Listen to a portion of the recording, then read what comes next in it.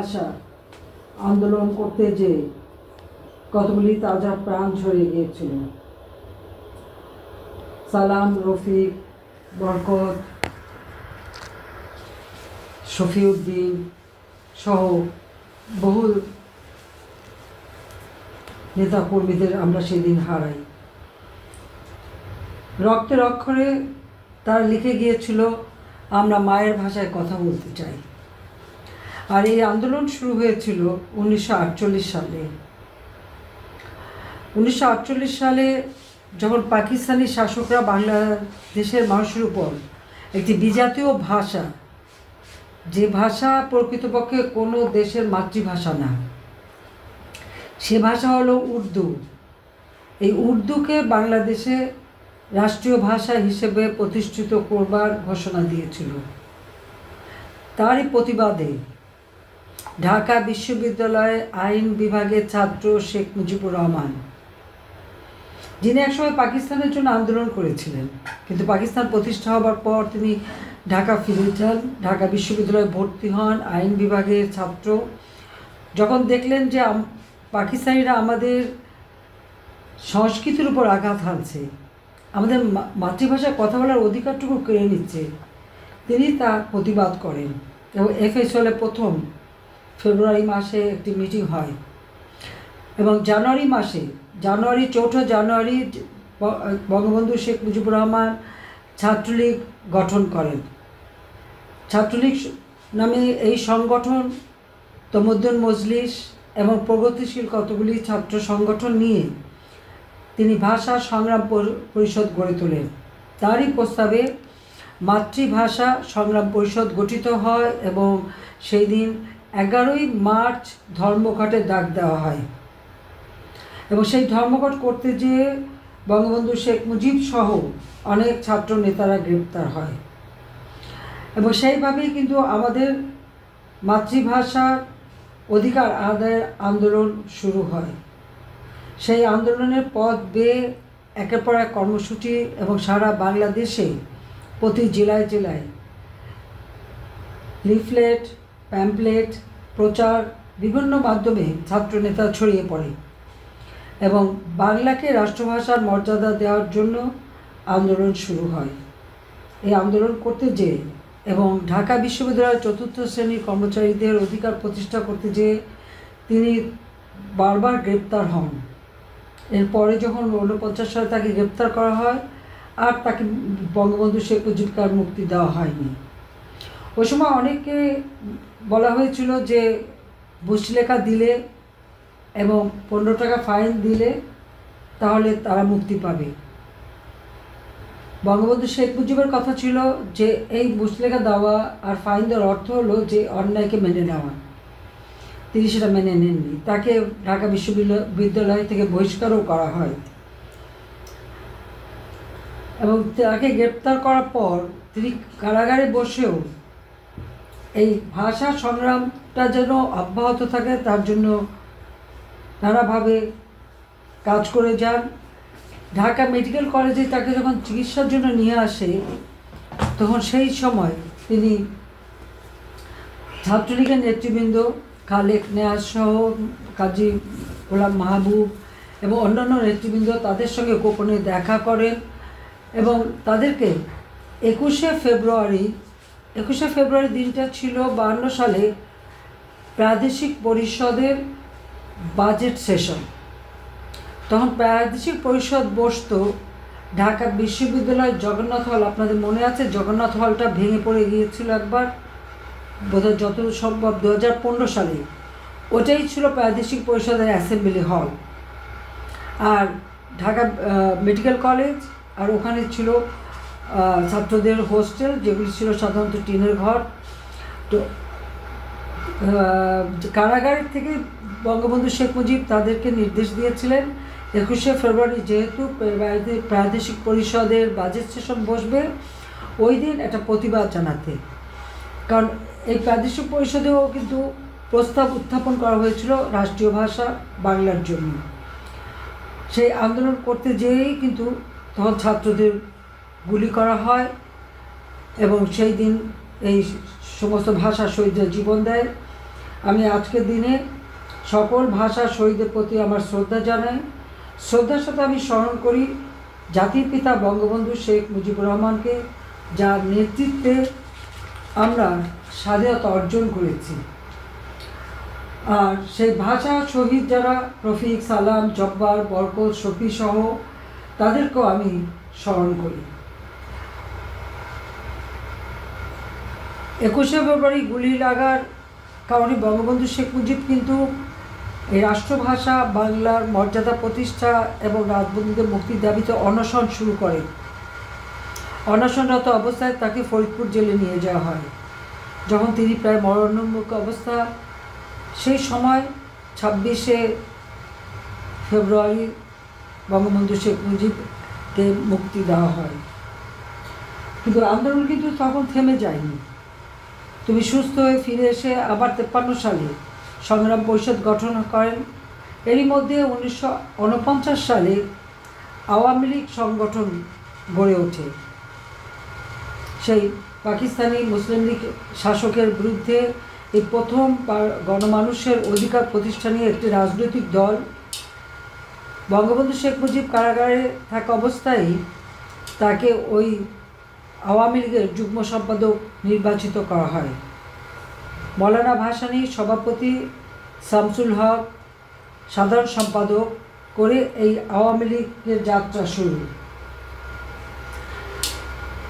53 সাল থেকে আবার সংগ্রাম পরিষদ গড়ে ওঠে এবং আন্দোলন শুরু হয়। এর মধ্যে যুক্তফ্রন্ট হয়। যুক্তফ্রন্টে নির্বাচনে মুসলিম লীগকে পরাজিত করে যুক্তফ্রন্ট সরকার গঠন করে, কিন্তু চক্রান্ত করে এমার্জেন্সি ডিক্লেয়ার করে সেই সরকার বাতিল করে দেওয়া হয়।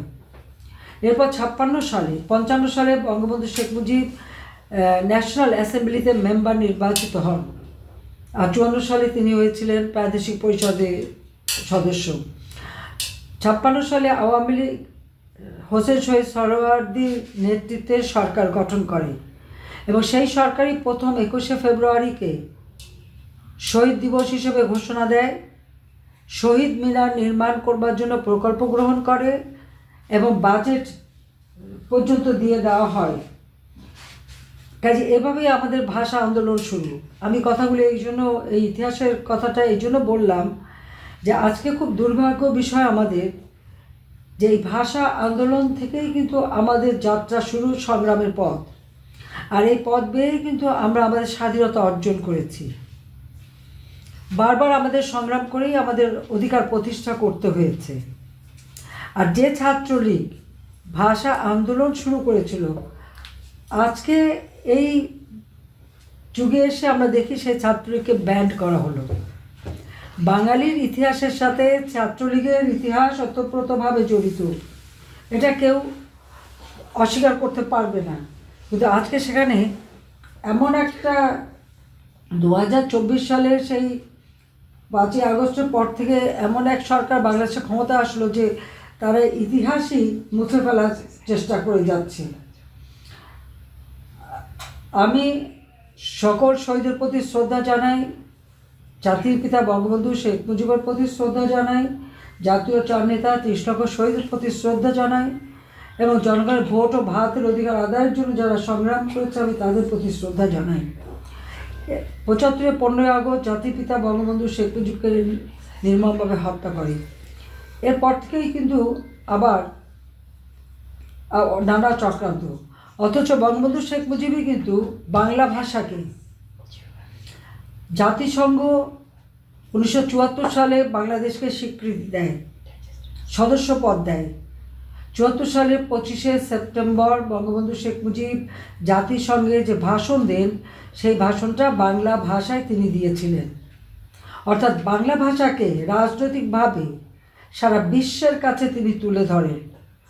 রবীন্দ্রনাথ যেমন বাংলা ভাষা সাহিত্যের জগতে সারা বিশ্বে তুলে ধরেছিলেন, বঙ্গবন্ধু শেখ মুজিব তখন গণমানুষের কাছে এবং রাষ্ট্রীয়ভাবে রাজনৈতিকভাবে বাংলা ভাষাকে সারা বিশ্বের কাছে তুলে ধরেন।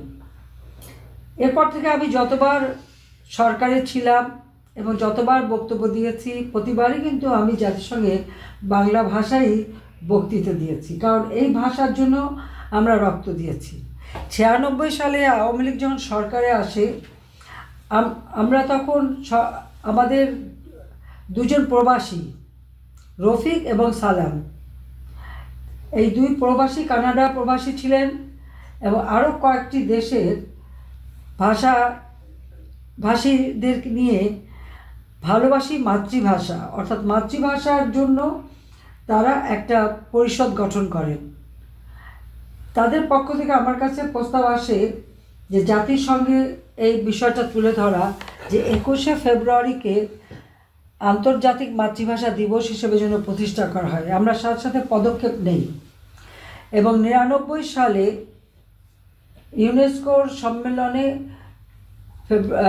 এটা ছিল নভেম্বরে, আমরা এই প্রস্তাবটা পেশ করি এবং 2000 সালে আমরা স্বীকৃতি পাই 21শে ফেব্রুয়ারি আন্তর্জাতিক মাতৃভাষা দিবস হিসেবে। ইউনেস্কো এটা স্বীকৃতি দেয়, জাতিসংঘ স্বীকৃতি দেয়। সেই থেকে 21শে ফেব্রুয়ারি শুধু আমাদের শহীদ দিবসই নয়, আন্তর্জাতিক মাতৃভাষা দিবসও। আজকে আমাদের দুর্ভাগ্য যে এই 21শে ফেব্রুয়ারি আমরা যখন দেখি যে এটা যে শহীদ দিবস, সেটাও কিন্তু উচ্চারণ করা হয় না, বা আন্তর্জাতিক মাতৃভাষা দিবস হিসেবেও কিন্তু সেভাবে স্বীকৃতি ওইভাবে পালন করা হয় না। মনে হচ্ছে যেন দায় সারা বছর পালন করা হয়।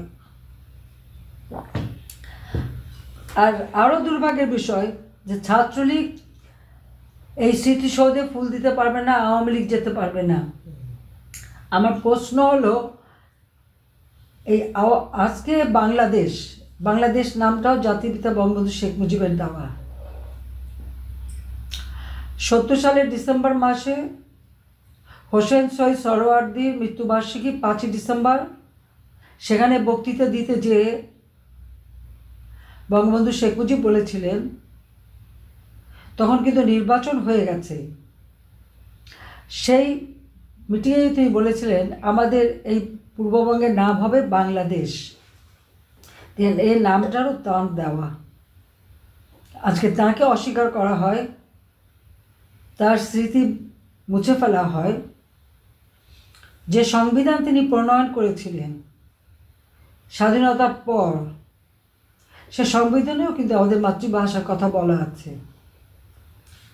আমাদের মহান মুক্তিযুদ্ধের যে প্রোক্লামেশন, স্বাধীনতার ঘোষণা, সেখানেই কিন্তু দেওয়া আছে স্বাধীনতা ভোগ করবে, সব রকম সুযোগ সুবিধা নেবে। অথচ যাদের দ্বারা এই স্বাধীনতা অর্জন, যাদের দ্বারা মাতৃভাষা কথা বলার অধিকার, তাদেরকে অবজ্ঞা বা তাদের মুছে ফেলার ঘোষণা দেওয়া, আমি জানি না এই ধৃষ্টতা কোথা থেকে পাই।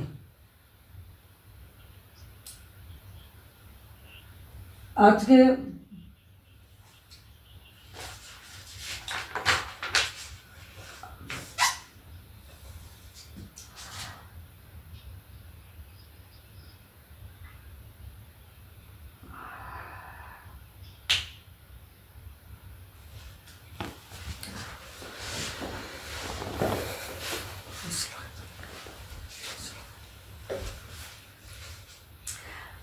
আমাদের মুক্তিযুদ্ধ, যে যুদ্ধের মধ্য দিয়ে আমরা বিজয় অর্জন করি, বঙ্গবন্ধু শেখ মুজিব বাঙালি জাতির জন্য একটা জাতি হিসেবে আত্মমর্যাদা এনে দেন, একটি জাতি রাষ্ট্র প্রতিষ্ঠা করেন।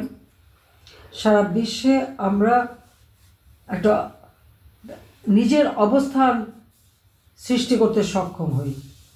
আজকে আমাদের দুর্ভাগ্য যে পরাজিত শক্তি পাকিস্তানি হানাদার বাহিনী, যাদেরকে আমরা মহান মুক্তিযুদ্ধের মধ্য দিয়ে পরাজিত করেছিলাম, 30 লক্ষ শহীদ রক্ত দিয়েছিল, 2 লক্ষেরও বেশি মা বোন নির্যাতিত হয়েছিল, 3 কোটির উপর মানুষ গৃহহারা হয়েছিল।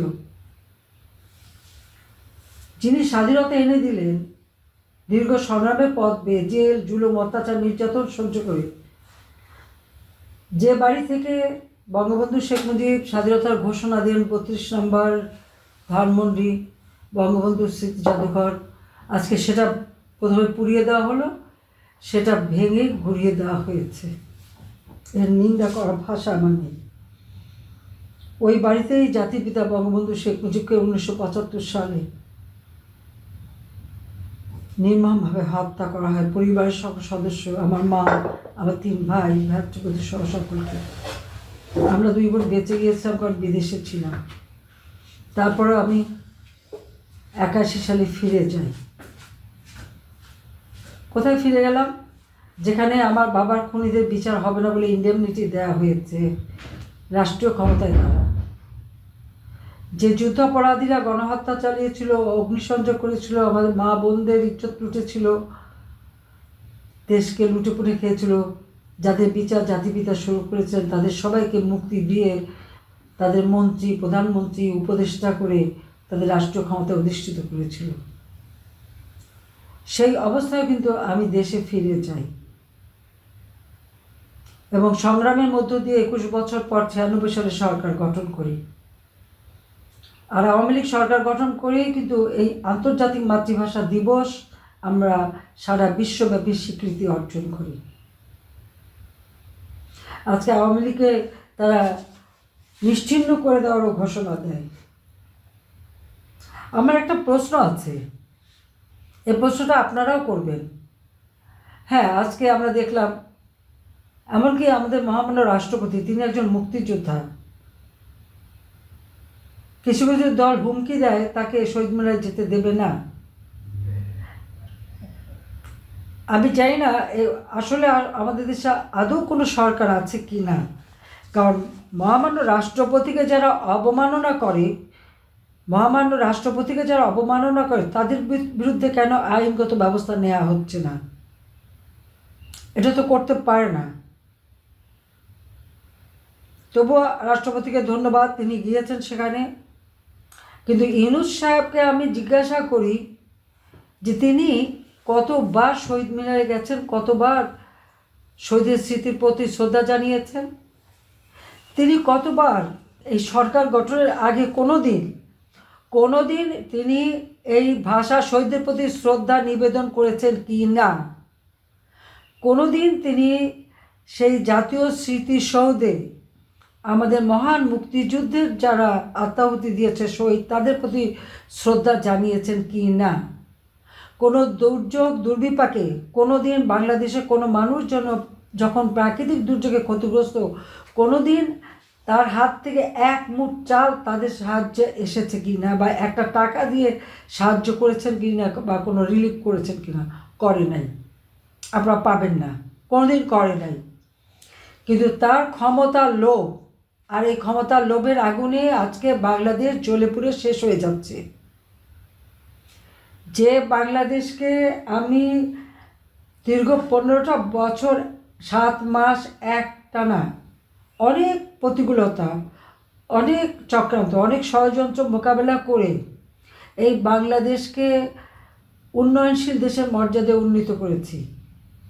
71 সালে যে ধ্বংসযজ্ঞ ছিল, সেই ধ্বংসস্তূপের উপর দাঁড়িয়ে জাতির পিতা বঙ্গবন্ধু শেখ মুজিব যখন 72 সালে ফিরে এসে দায়িত্ব নেন, মাত্র 3 বছর 7 মাসের মধ্যে এই বাংলাদেশকে তিনি স্বল্পোন্নত দেশে উন্নীত করেছিলেন, জাতিসংঘ কর্তৃক স্বীকৃতি পেয়েছিল। এত অল্প সময়ের মধ্যে পৃথিবীতে কোনো দেশ যুদ্ধের ভয়াবহতা কাটিয়ে উঠে একটি প্রদেশকে রাষ্ট্রে উন্নীত করে সেই দেশকে স্বল্পোন্নত দেশে উত্তরণ ঘটানো, এটা কেউ পেরেছে বলে আমি বিশ্বাস করি না। এটা কোথাও পাবেন না। জাতির পিতা বঙ্গবন্ধু শেখ মুজিবুর রহমানের মতো বলিষ্ঠ নেতৃত্ব ছিল বলে, দেশপ্রেমিক নেতা ছিলেন বলে এটা সম্ভব হয়েছিল। আরেকটি কথা, এটা আমি আজকে দিনে না বলে পারছি না, আমাদের মহান মুক্তিযুদ্ধে যারা আমাদের মিত্র শক্তি, পৃথিবীর বিভিন্ন দেশের যখন বিপ্লব হয়েছে বা মুক্তিযুদ্ধ হয়েছে, স্বাধীনতা যুদ্ধ হয়েছে, আপনারা দেখবেন সেই দেশে যারা মিত্রবাহিনী, যারা সেই যুদ্ধে সহযোগিতা করেছে, তারা কিন্তু কোনোদিন নিজ দেশে ফিরে যায়নি। যে দেশ তারা স্বাধীন করে দিয়েছে সেই দেশেই তারা ঘাঁটি বেঁধেছিল। সারা বিশ্বে একমাত্র ব্যতিক্রম হচ্ছে বাংলাদেশ। কেন? আমাদের মিত্রবাহিনী ছিল ভারত। ভারতের সৈনিকরা আমাদের মুক্তিযোদ্ধাদের সাথে কাঁধে কাঁধ মিলিয়ে তারা বুকে রক্ত ঢেলে দিয়ে আমাদের স্বাধীনতা এনে দেয়। জাতির পিতা বঙ্গবন্ধু শেখ মুজিবুর রহমান যখন ভারতের তদানীন্তন প্রধানমন্ত্রী শ্রীমতী ইন্দিরা গান্ধীকে অনুরোধ করেন, জিজ্ঞাসা করেন যে আপনার সৈনিকদের কবে ফেরত নেবেন, তিনি সঙ্গে সঙ্গে কিন্তু রাজি হয়ে যান এবং তিনি তাদেরকে ফেরত নেন। বাংলাদেশ কিন্তু একমাত্র ব্যতিক্রম। জার্মানিতে আপনারা জানেন যে একসময় পশ্চিম জার্মানি, পূর্ব জার্মানি, পশ্চিম জার্মানিকে সহযোগিতা করেছিল আমেরিকা, আর পূর্ব জার্মানিকে সহযোগিতা করেছিল রাশিয়া। দুই দেশেই কিন্তু আমেরিকা এবং রাশিয়ার ঘাঁটি ছিল। জাপানে এখনও কিন্তু আমেরিকার ঘাঁটি রয়ে গেছে। এভাবে পৃথিবীর অনেক দৃষ্টান্ত আমি দিতে পারবো, কিন্তু বাংলাদেশ একমাত্র ব্যতিক্রম। কেন জানেন? একটাই কারণ, বঙ্গবন্ধু শেখ মুজিব যেমন স্বাধীন চেতা ছিলেন, আর ভারতের প্রয়াত প্রধানমন্ত্রী ইন্দিরা গান্ধীও ছিলেন স্বাধীন চেতা। আমাদের দুই বন্ধুপ্রতিম দেশ, যাদের স্বাধীনতার ইতিহাসে দুই দেশের রক্ত একই সাথে মিশে গেছে, কিন্তু আমরা স্বাধীন সার্বভৌম দেশ এবং সেই স্বীকৃতিটা আমরা পেয়েছিলাম, সেই সম্মানটা আমরা পেয়েছিলাম সারা বিশ্বের কাছেই। কিন্তু আজকে আমরা কি দেখি? যে পরাজিত শক্তি, যারা আমাদের দেশে গণহত্যা চালালো, আজকে ইউনূস সাহেব ক্ষমতায় এসেছেন চক্রান্ত করে, এবং তার চক্রান্তের ইতিহাস কিন্তু বেরিয়ে গেছে। যতদিন বাইডেন সরকার ছিল এই চক্রান্তে মদত দিয়েছিল এবং তারই অর্থ ব্যয় করেছিল।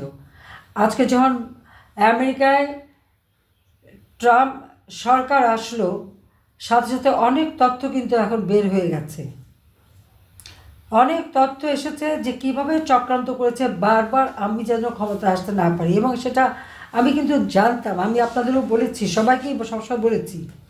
2014-তে চক্রান্ত করা হয়েছিল, আমি সেটা ওভারকাম করি, ক্ষমতায় চলে আসি। 2018-তে একই চক্রান্ত হয়, সেটাকে আমরা প্রতিহত করে চলে আসি। 2024-এ নির্বাচনই যাতে না হয় সেই চেষ্টা করা হয়েছিল, তারপরও কিন্তু আমি নির্বাচন করে চলে আসি। সময় দেওয়া হয়েছিল 3 মাস, সেখানে তারপরেও আমরা 7 মাস সরকারে ছিলাম। কারণ বাংলাদেশকে এত অল্প সময়, যেখানে বাংলাদেশ যখন 2001 সালে বিএনপি ক্ষমতা আসে, তো বাংলাদেশের অবস্থাটা কী ছিল?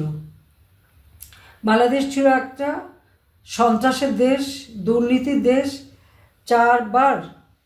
5বার মানে বলতে গেলে দুর্নীতিতে চ্যাম্পিয়ন, এবং বাংলা ভাই জঙ্গি, 500 জায়গায় একই সাথে বোমা হামলা।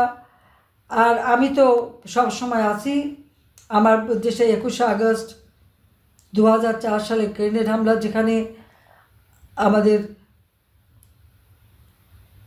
22 জন নেতাকর্মী এবং আর 2 জন অজ্ঞাতনামা মৃত্যুবরণ করে। প্রায় 1000 মতো নেতাকর্মী আহত, তার মধ্যে 4 জন, প্রায় 450 জনের উপরে খুবই খারাপ অবস্থা ছিল, মরণোন্মুখ অবস্থা ছিল। এবং পরবর্তীতে অনেকেই আরও মৃত্যুবরণ করেন। আইবি রহমান, তাকে নির্মমভাবে হত্যা করে।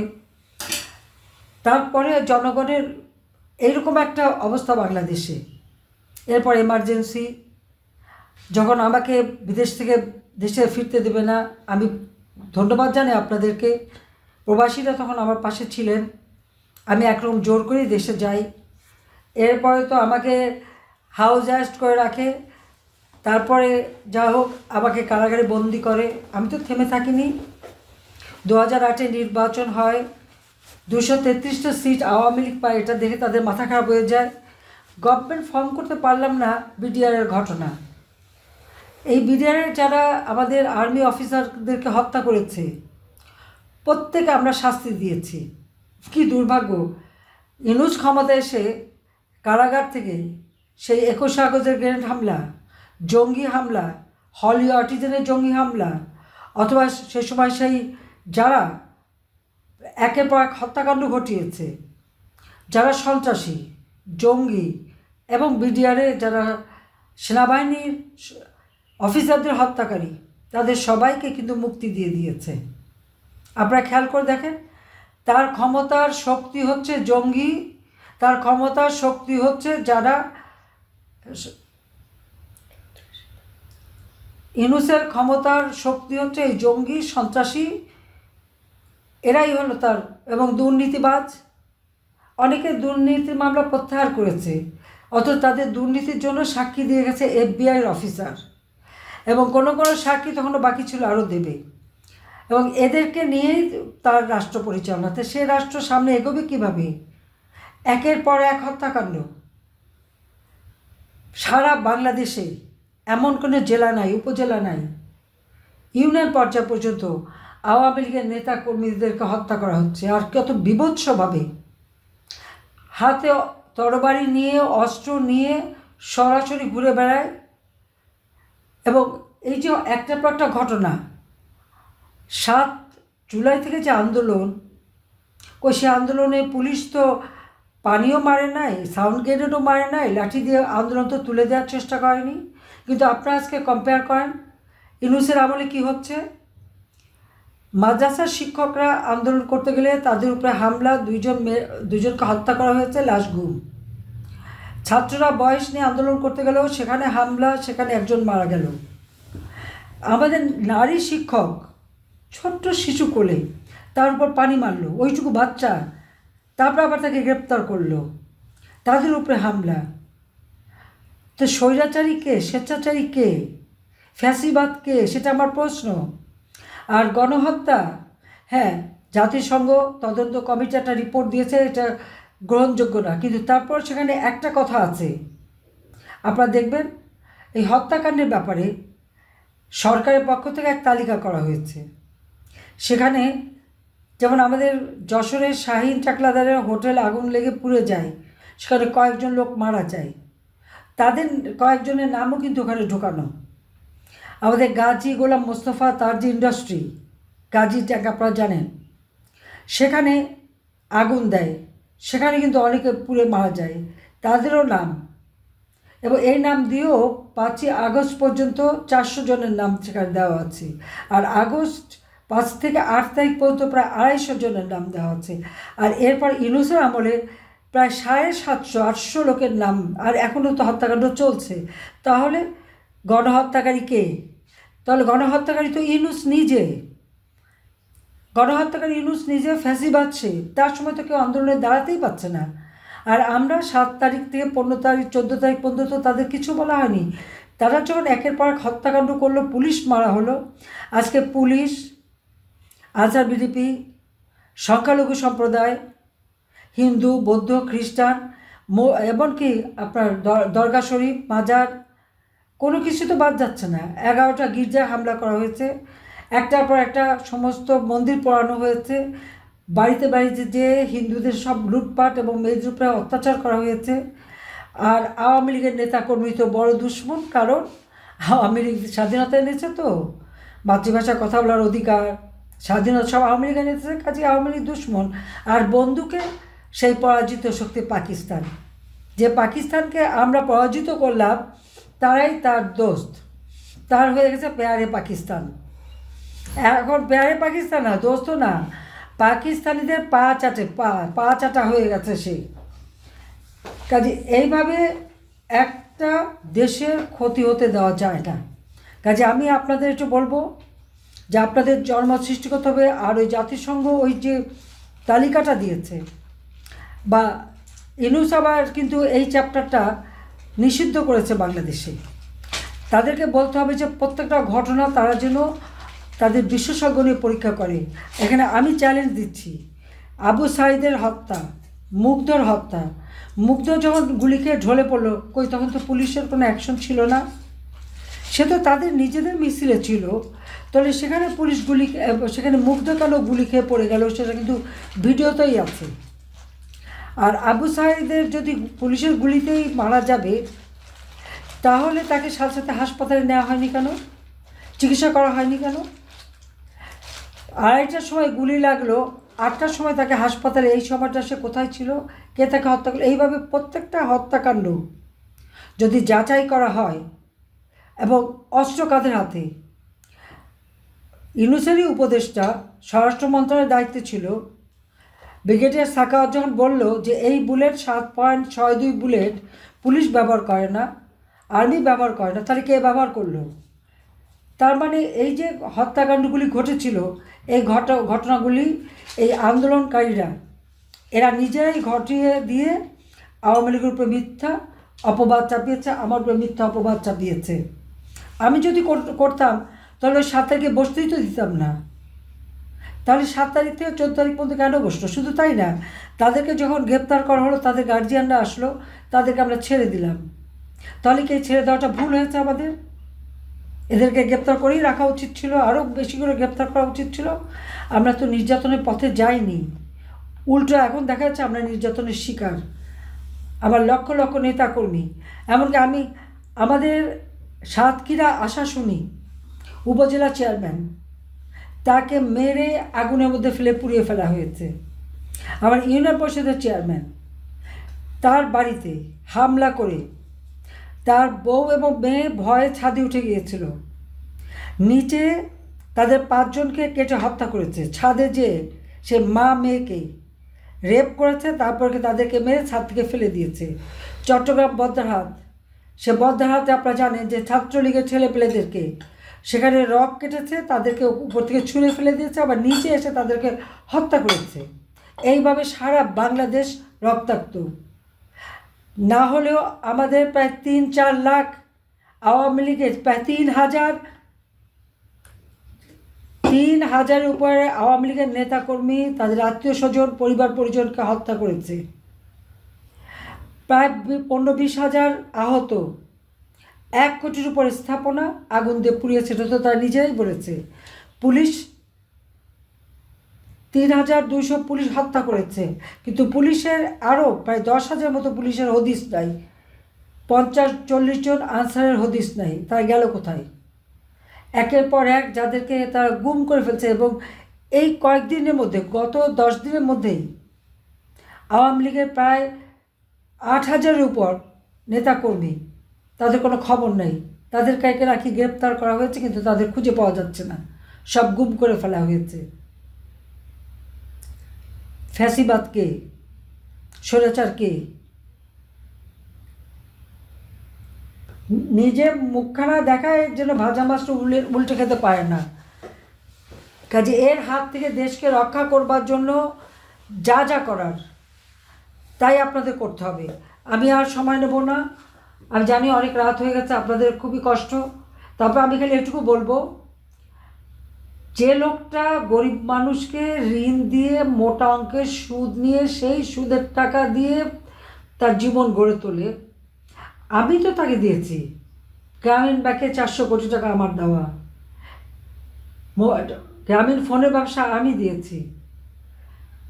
54টা কোম্পানি করেছে সে, গ্রামীণ ব্যাংকের এমডি থাকাকালীন সব কটা কোম্পানির সে হলো চেয়ারম্যান, এমনকি তার বাপের কোম্পানি সেখানেও সে ডাইরেক্টর।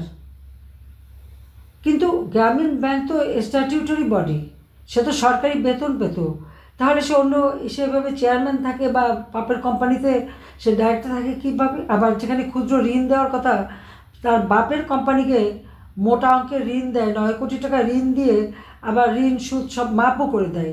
কই গরিব মানুষকে তো কখনো মাপ করেনি। গরিবের কাছ থেকে সুদের টাকা আদায় করতে যে ভিটে মাটি ঘর বাড়ি গরু ছাগল সবই কেড়ে নিয়ে তাদের নিঃস্ব করে ছেড়ে দিয়েছে। গরিবের রক্ত চুষে খেয়ে যে লোকটা এভাবে জনগণের টাকা নিয়ে এসে ভর্তি করে সারা বিশ্বব্যাপী টাকা বানিয়ে সেটা টাকা বানালো, কোথায় পেল টাকা? তার হিসাব তো তাকে দিতে হবে। কত টাকা নিয়েছে, কত টাকা মানি লন্ডারিং করেছে, আর এখনও এই খুন খারাপের জন্য কত টাকা সে ব্যয় করছে, তার হিসাব একদিন কড়ায় গণ্ডায় দেওয়া হবে। এবং এই যে বাংলাদেশে একের পর এক হত্যাকাণ্ড ঘটাচ্ছে, এই হত্যারও বিচার একদিন হবে। আর কয়েকটা সমন্বয়কারী আজকে বঙ্গবন্ধু ভবনকে যে হাতুড়ি দিয়ে, যে হাত দিয়ে হাতুড়ি পেটা করে এবং বুলডোজার দিয়ে হত্যা করা ভেঙে ফেলা হয়েছে,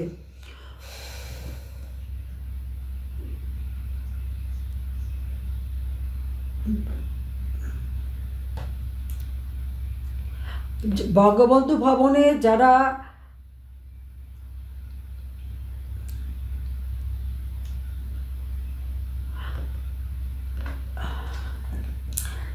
বঙ্গবন্ধু ভবন ভেঙেছে, তাদের প্রত্যেকের চেহারা কিন্তু সামনে আছে।